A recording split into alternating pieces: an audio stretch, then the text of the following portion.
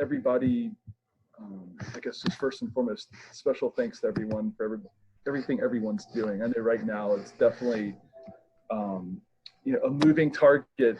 The governor and the mayor did such a wonderful thing by disagreeing on implementations between the county and the city, and us having to try to navigate how to do things differently at two locations and then something totally different at another.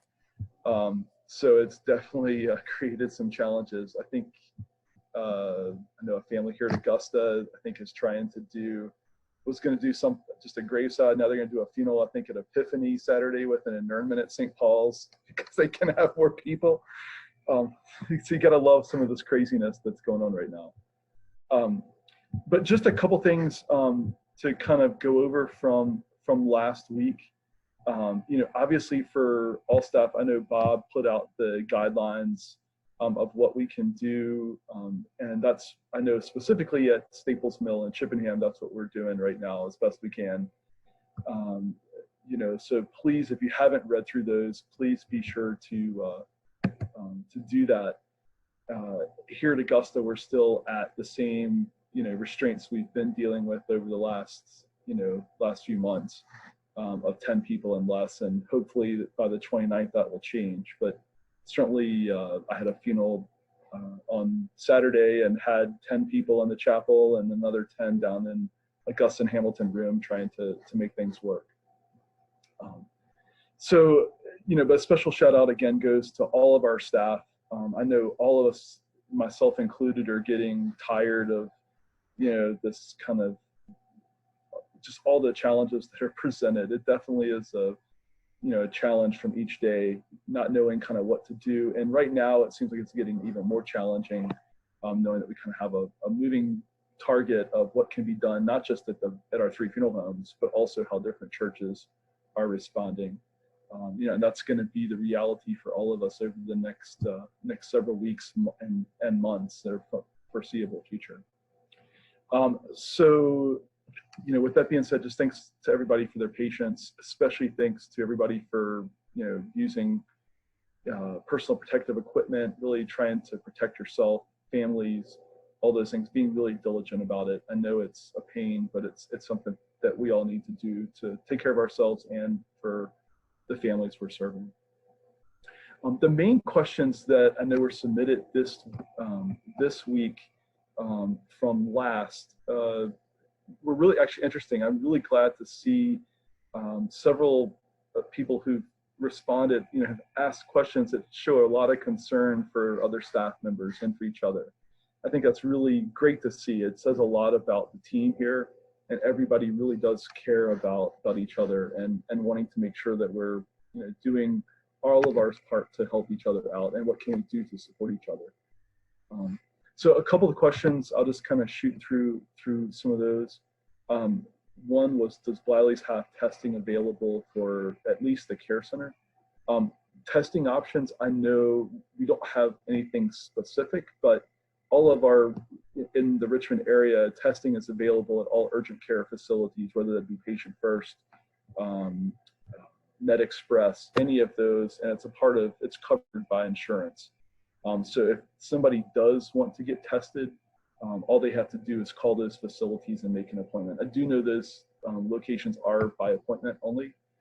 If someone doesn't have insurance, I do know that localities were providing that as a free service, but it's kind of a moving pop-up thing that's been done. But I do know that the urgent care facilities is probably your best bet in getting things done. Also, as far as kind of the governor's kind of implementation of the phase 1, we've had to put some signage up at different locations that's kind of mandated for facilities or churches. They're going to be having people come in there for ceremonial type of use. It's not my cup of tea, or not necessarily what I want to have, but it's something that we have to be able to be in, to be able to do these types of things. We tried to have certain things blown up. I know if you look at the front where the main entrance is at the locations, you'll see the one that has the three different things about making sure you're doing to protect others. Also, the kind of stop if you are somebody that's had issues or challenges or thinking you may have the virus. It's kind of a initial thing to think twice about coming in. Hopefully those people have already done that before they just walk in. But these are the types of things that we have to do to really stay in compliance.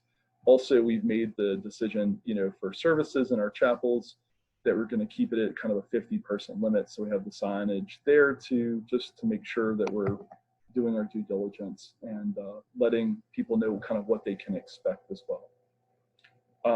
Another question is that was asked is, if I'm self-quarantining and not working now, am I in danger of losing my job?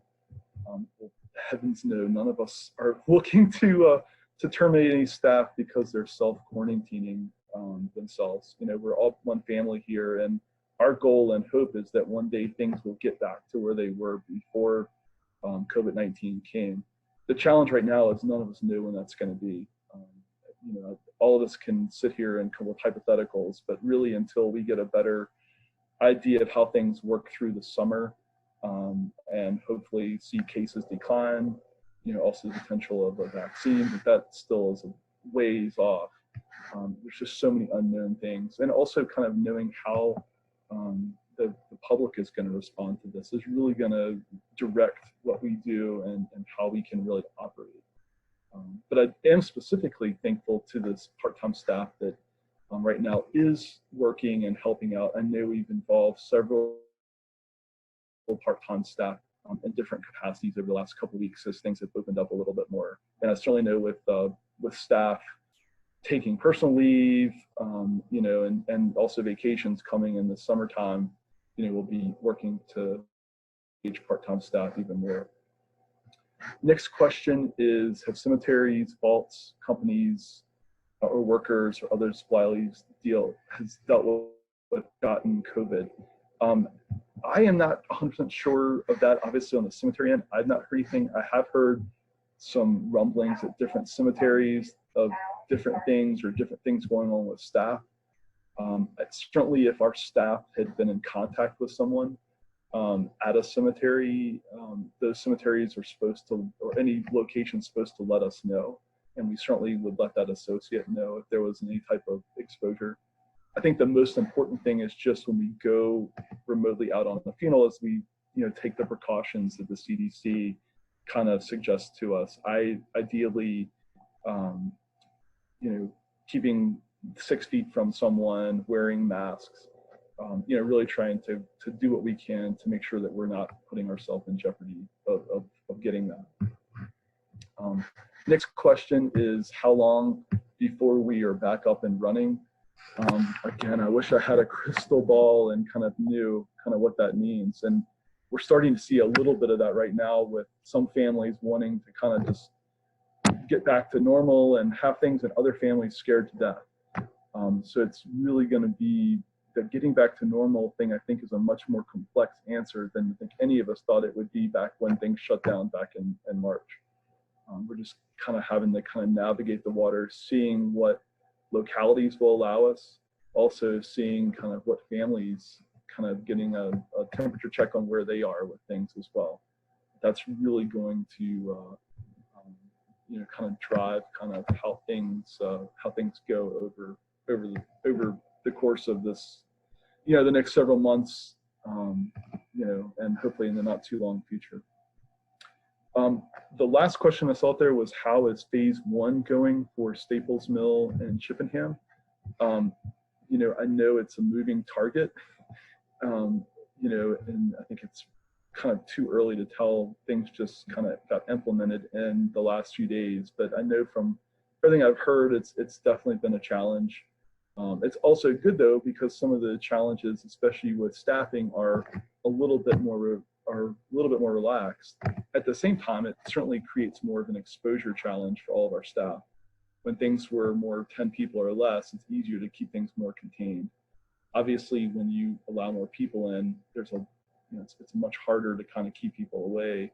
It's much more of us putting ourselves out there. And I think that's where it's really important for us to use our judgment in how we do things, really, work to wear a mask, Those things are super uncomfortable, and I know none of us want to wear those, but they're there not just to protect other people, but to protect ourselves.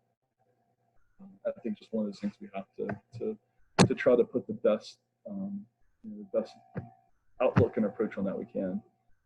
And then finally, just for staffing and things like that, as we've done, I really have to give a big shout out to Kim Kramer. I know Kim's really tried to run in front of a lot of this, anything we're finding out from the government, different things for staff for unemployment, ways that we can really keep everybody engaged. We're really doing what we can to let everybody know kind of what to expect.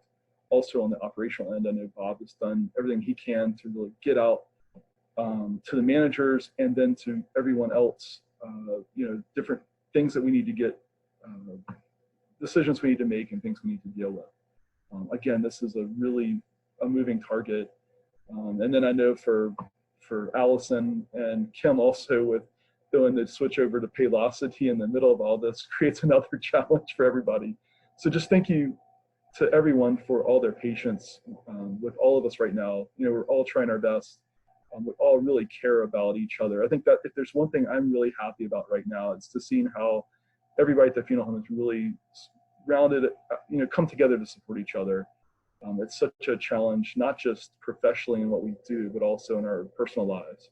And this is a time where we really have to, reach out and support each other and do what we can to help each other. So those were all the questions that